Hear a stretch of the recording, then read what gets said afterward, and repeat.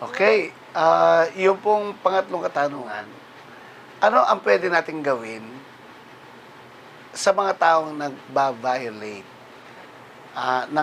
ng karapatang pantao dahil diyan sa ine-enforce nila ang mandatory vaccination. Okay, so tandaan niyo po itong karapatan pantao, no, ito yung mga human rights. No? Ito ba pwedeng i-prosecute? Depende po. Ano ba ang karapatang pantao? No? For example, yung freedom of speech, freedom of expression, no? Ay sinusuppress nila. Alam niyo po, meron ding kaukulang krimen sa revised penal code yan. When you interfere with the expression of an individual's right, kunyari, for example, nag-contribute din ng damages to, no? Yung speech, yung expression, mga basic freedoms yan. Yan, any violation of that is tantamount to a criminal liability.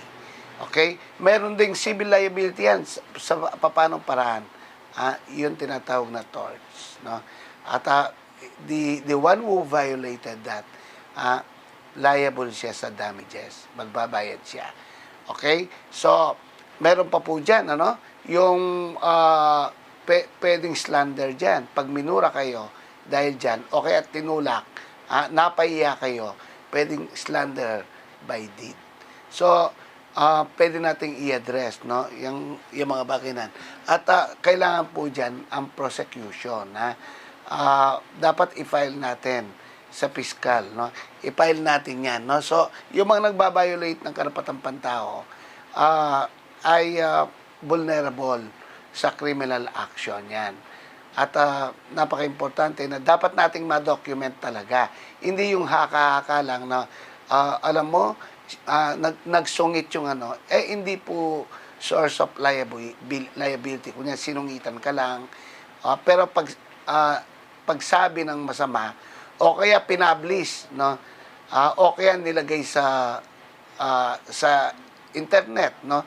Ang tawag diyan cyber libel, no? Pero pag nasaktan ka doon sa minura kanya, no, slander by deed, kung may halong tinulak ka, no, pinagtutulak ka, o kaya niloko ka, pinapunta ka sa presinto, no? Pero wala ka naman talagang violate.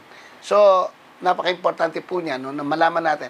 Huwag kagad mainit ang ulo dahil hindi kayo pinadaan, meron ng violation. Tandaan natin, violations of the revised penal code sa special laws must be specific acts of violations, liability. So, i-check po natin mabuti, no, kung talagang meron nga bang human rights. Anong human rights na violate. Okay? So, with that, napaka-importante na dapat nating malaman talaga. Sabi rin ng batas, no, sabi rin ng ating ng ating na palagi yung narinig, no, na napaka-importante. I-remind natin, no, ignorantia legis non excusat. Ignorance of the law excuseth no one. Okay? So, maraming salamat po muli. At huwag nyo kakalimutan na like and share. At kung may time pa kayo, just comment para malalaman natin kung ano pa ang pwede nating itulong sa ating mamamayan. Ang comment nyo ay napaka-importante sa amin. Maraming salamat po.